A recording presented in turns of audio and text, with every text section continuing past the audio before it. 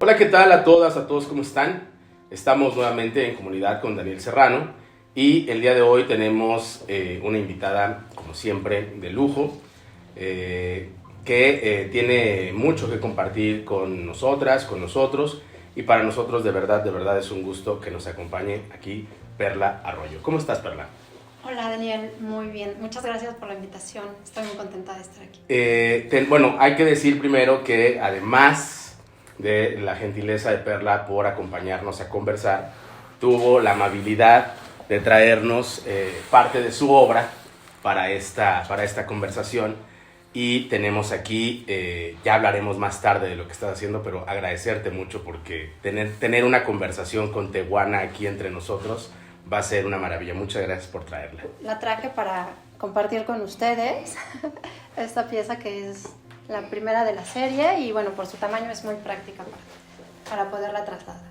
Perla, de pequeñita, ¿en qué momento tú decides que lo tuyo es lo artístico? Es muy interesante porque yo creo que el arte te elige a ti como persona. Okay. Mi papá trabajaba en el gobierno y tenía unas hojas y yo lo que esperaba era que él llegara a trabajar, que bajara las hojas del librero y que me dejara dibujar. Entonces yo esperaba que mi papá llegara al trabajo para que yo dibujara. Entonces yo desde muy niña, yo te estoy hablando que eso tendría yo 4 años. 4 años. Eso fue determinante para que después decidieras, digamos, ya también académicamente dedicarte. Yo estudié en una escuela, la preparatoria, que es un CEDART, que es el CEDART Diego Rivera. Y me gustaba el arte, pero lo que no me gustaba era el mundo del arte. O sea, yo me acuerdo que cuando iba justo en el CEDART, a la escuela La Esmeralda, a hacer talleres de dibujo. Sí. Y no me gustaba el mundo del arte, no me sentía integrada. En el CEDART, para quienes nos ven, tiene la equivalencia del bachillerato, ¿no? De quienes hacemos SH o las preparatorias, pero al CEDART llegan generalmente quienes ya tienen una vocación artística y van a seguirlo a nivel licenciatura, digamos, pero el bachillerato se hace en el CEDART.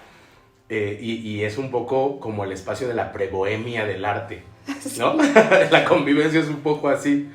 ¿Eso es lo que como que ahí es donde sentías que no? Sí, por supuesto. Órale. Yo, de hecho, yo era, y yo creo que todavía lo sigo siendo, pues muy nerd, ¿no? Entonces lo que yo hacía era estudiar, ¿no? O sea, yo he hecho una cosa y es estudiar y aprender. ¿Y no te buleaban?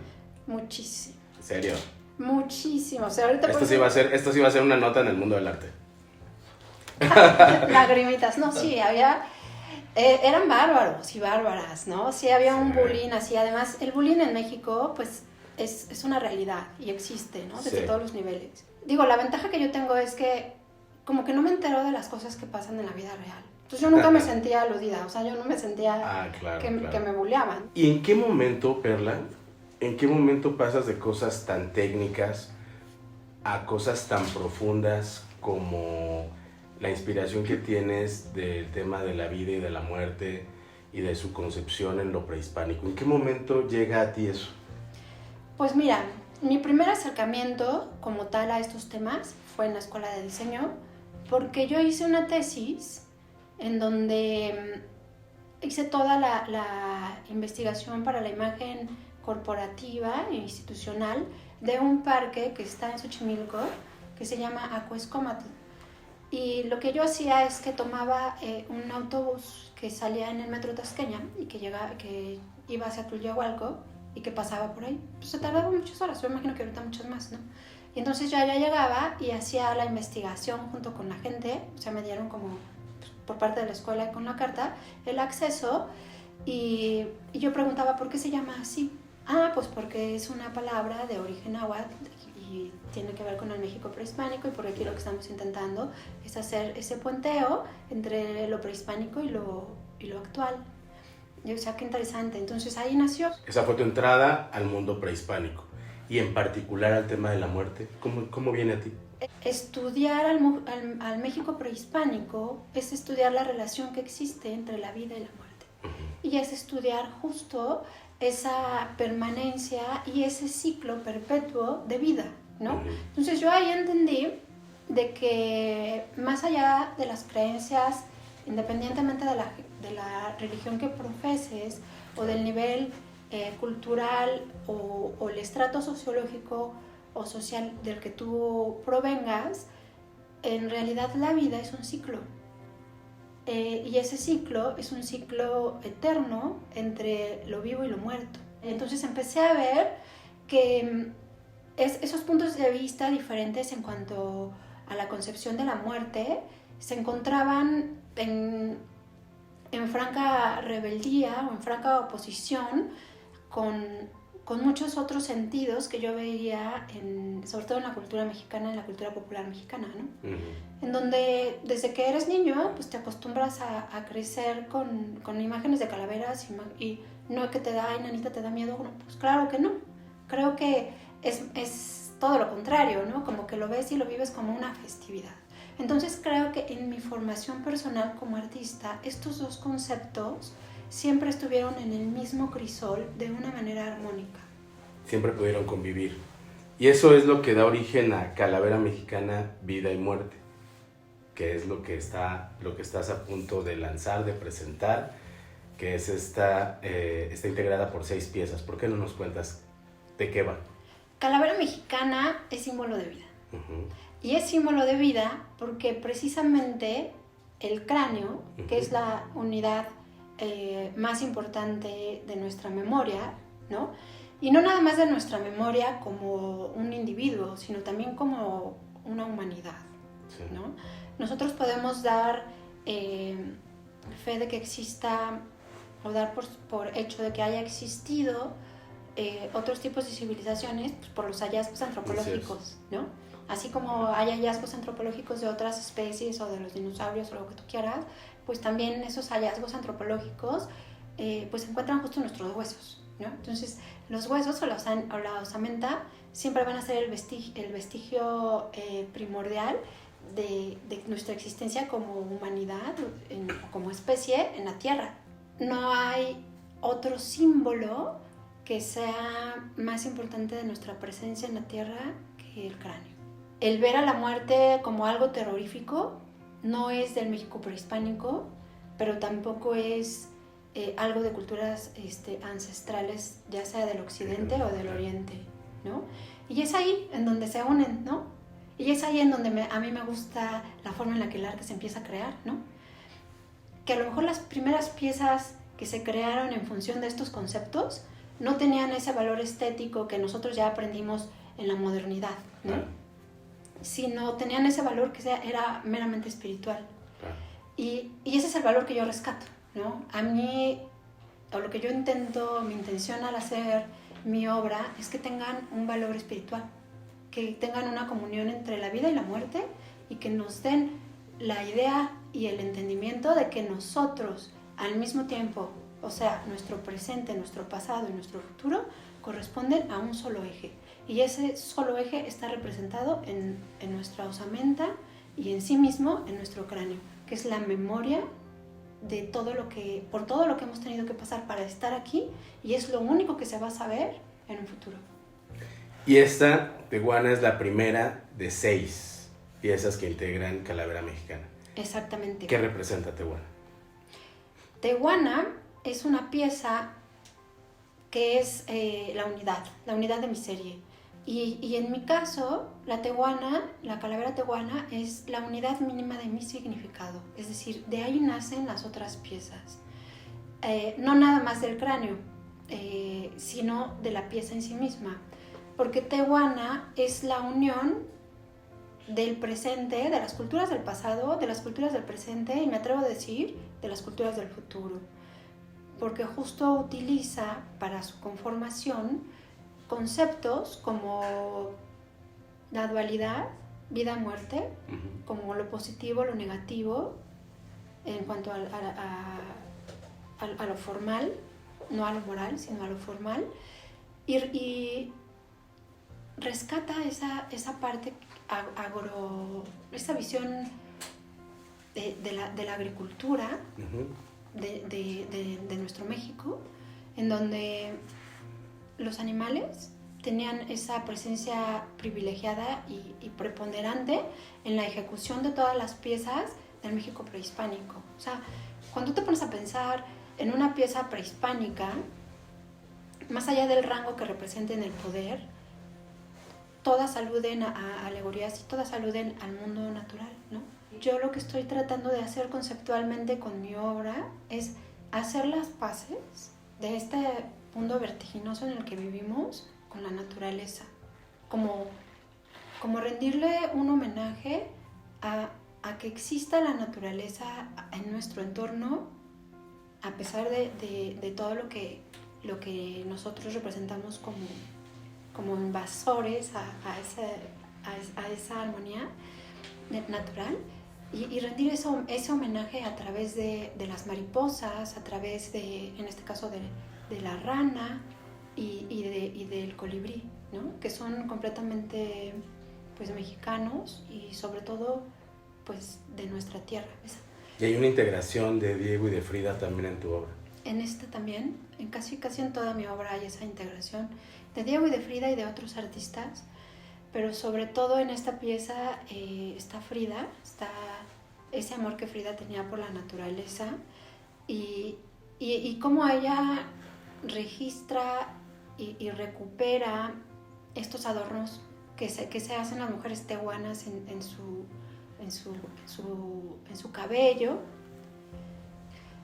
Pero te va a dar gracia porque cuando yo empiezo a hacer esta pieza, no hice una reparación como un tratado histórico.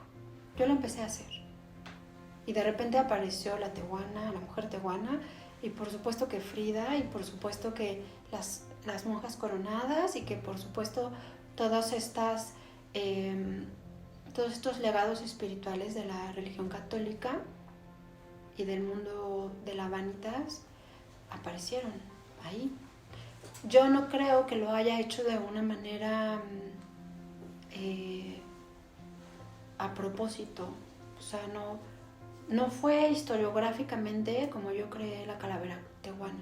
Aunque hubo un proceso profundo de investigación que se va a plasmar también en un libro. Es que ese proceso nació después. Ok. Entonces, cuando yo empecé a analizar mi obra, no nada más de un punto de vista formal, sino también en la parte de los significados, dije, en mariposa, ok, mariposa, monarca, sí.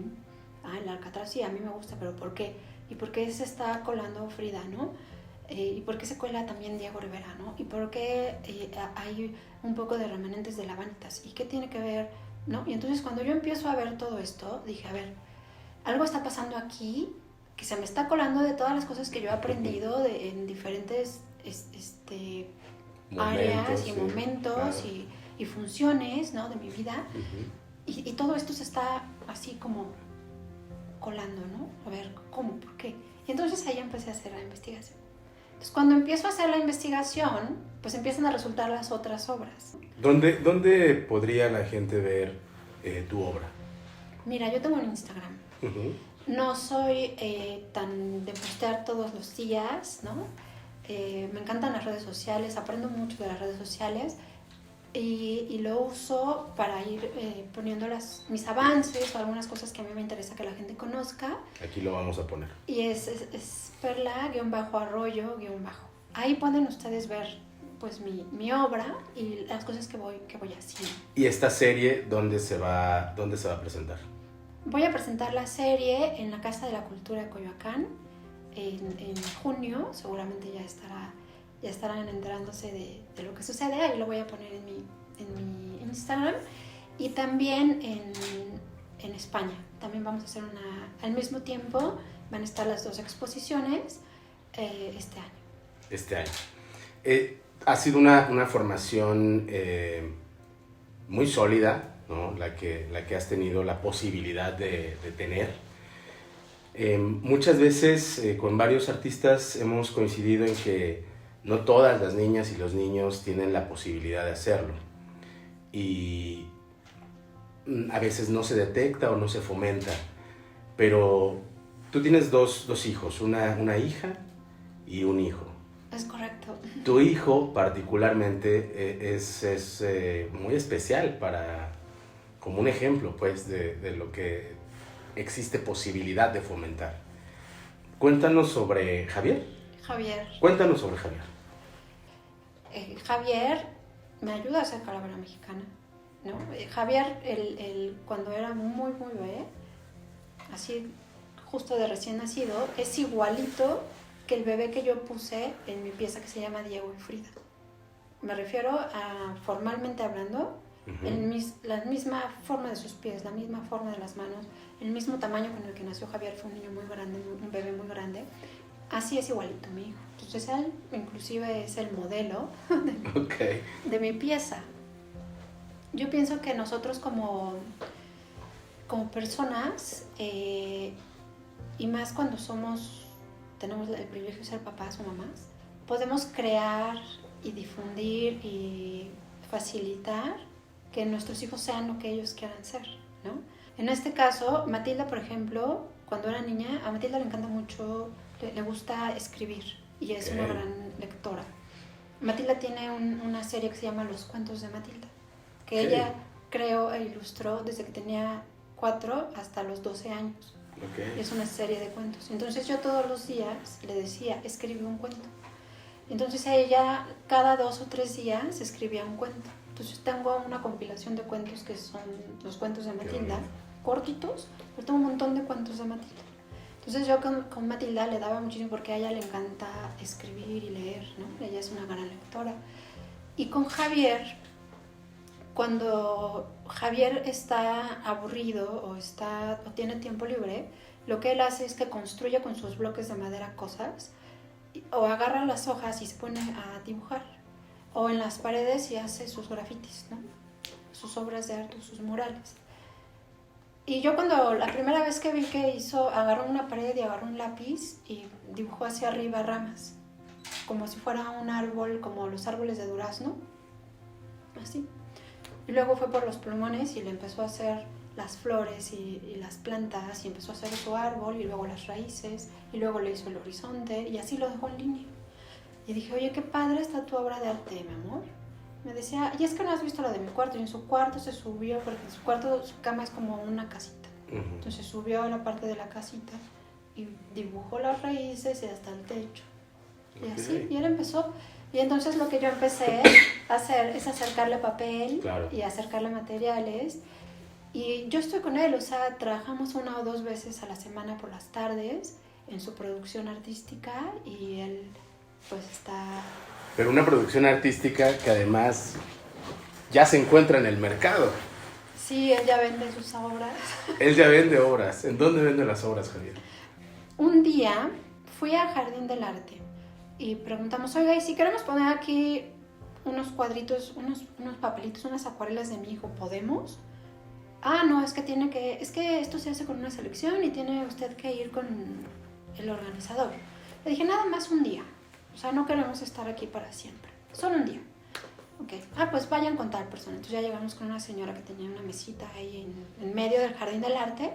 Y, ay, buenas tardes, mire, mi nombre es Perla, él es Javier. Javier es un artista, quiere vender sus cuadros aquí. Es que, a ver, déjeme preguntar. Entonces le habló me imagino que al administrador o algo así. Dijo, no, este no es un lugar para niños, es un lugar para adultos y aquí no puede estar un niño. Le dije, 2 horas, ¿no? Que esté Javier aquí en la banqueta, no pasa nada. Pero yo decía, porque hay muchos artistas, ¿no? Como quiera ya. Claro. No, esto no es un lugar para niños y no se puede. Porque hay un proceso de selección. Y yo le dije al señor, Javier va a participar en un proceso de selección, o sea, pues claro que no. Le dije, bueno, muchas gracias, ¿no? Entonces mi hijo se puso muy triste. Me dijo, mamá, pues no me dejaron ser artista. Claro. Y le dije, mi amor, es que tú no necesitas permiso para que seas un artista. Le dije, tú no te preocupes, vamos a encontrar un lugar.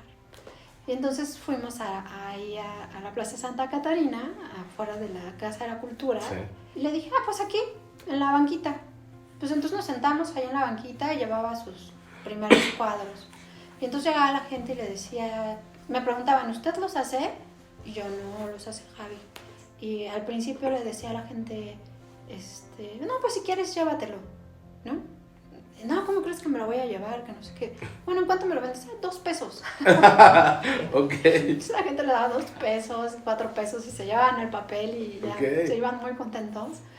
Y bueno, eso empezamos en noviembre, diciembre, enero, febrero, ¿no? Entonces ya, bueno, llevamos poquito. Y ahorita ya, él ya vende sus cuadros, no sé, 200 pesos, 500 pesos. Ha sido un avance significativo. Claro, y él les pone precio, o sea, Okay. haz de cuenta que él ve el cuadro y dice, algunos les pone el precio atrás, y si no, pues él ve el cuadro y dice, este cuesta 70. Él valora, él le pone el valor a su trabajo. Y lo que hacemos es que ponemos sus cuadros en la banquita y nos sentamos y jugamos sus juegos. Él tiene muchos juegos de mesa. Y yo le decía, bueno, ahora lo que vamos a hacer es jugamos, nos divertimos, o sea, lo tomamos como una tarde de domingo, después ya ahí mismo comemos, ya hacemos nuestro domingo ahí. Y él, pues ha tenido ese avance. Muy bueno. Pues, Perla, ha sido de verdad un privilegio tener esta conversación contigo y que la gente pueda ubicar también las dimensiones de los artistas. En tu caso, además de dedicarte profesionalmente, también que nos puedas compartir esta faceta que has tenido como docente, lo que ha implicado tu formación, que insisto, ha sido muy sólida, y también lo que implica la vida cotidiana de los artistas, que está el papel, el rol de ser madre. En este espacio, no toda la gente que lo ve es una asidua consumidora de arte. En nuestro país, en nuestro estado en particular, en el Estado de México, sigue esta percepción del arte como una cosa de las élites, como un asunto en general al que es difícil acercarse. Para ir cerrando esta conversación, ¿qué le dirías tú? ¿Cómo invitarías a quien tradicionalmente no se acerca a un museo, a una exposición? ¿Cómo los invitarías para que sí lo hicieran? Yo creo que en México, y bueno, si bien es cierto que en el Estado de México, quizá más que en la Ciudad de México, hay muchísimo talento. Y hay muchísimo talento y hay muchísimas personas. Y yo me atrevería a hacer una metáfora de que casi de cada que levantas una piedra puede salir un artista. Pues yo creo que el arte en la sangre, en la piel, en el cuerpo de los mexicanos es inherente. Yo creo que es parte misma de nosotros. Pienso que si hay alguien, independientemente de la edad que tenga o del género al que pertenezca o la religión, que si hay alguien que está interesado en producir y crear cualquier tipo de construcción, de cualquier tipo de objeto o de concepto, lo puede hacer creyendo en su capacidad y aludiendo a su capacidad creativa. Pero creo que si la gente tuviera más recursos o más iniciativas o más políticas que les permitiera desarrollar su capacidad y su calidad técnica, habría una producción impresionante de obra. Si hubiera un apoyo en la parte de dar asesoría, ¿no? De lo que implica convertirse en un artista. Porque un artista no es nada más aquel que domina el material en el que trabaje. No es nada más esa parte de poder generar como tal la expresión o un lenguaje, sino es la parte de cómo vas a gestionar tu tiempo. Claro. Y te vas a convertir en un microempresario. Así es. Para que eso que tú estás produciendo sea tu forma de vivir y te dé para tener una vida como la tendrías, ya no digo digna, ¿no? Sino como la tendrías si te desempeñaras en otra... Como cualquier otra profesión. En otra profesión, claro. ¿no? Y que no se te viera como el artesano que no tiene el carácter de un artista, o como el artista que no tiene el carácter del artista reconocido, o etcétera, como todas estas genealogías que ya existen, sino que tuvieran las herramientas, todas estas personas que son capaces de crear, porque construir algo es algo que lleva muchos años, ¿no? Es algo complicado, es algo sofisticado en términos literarios literales de la palabra. Sí. Construir algo lleva mucho trabajo, mucho tiempo detrás y mucho conocimiento. Si todas esas personas que son capaces de construir algo con sus manos o con su intelecto tuvieran las herramientas de asesoría y la facilidad para ingresar al mercado, ¿no? Podrían vivir pues de su arte y a su vez podrían explorar todas esas áreas, y entonces el arte mexicano, que ya es de por sí una potencia, ¿no? De cultura a nivel internacional, pues sería mucho más importante, mucho más impactante. Pues Perla, muchísimas gracias por acompañarnos.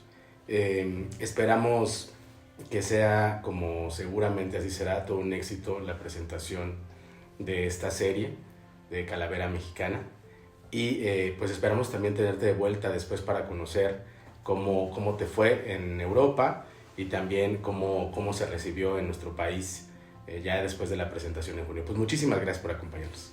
Gracias a ti por tu espacio y bueno, gracias a tu audiencia. Nos Gracias vemos. por tu tiempo. Saludos, bye bye. Hasta luego.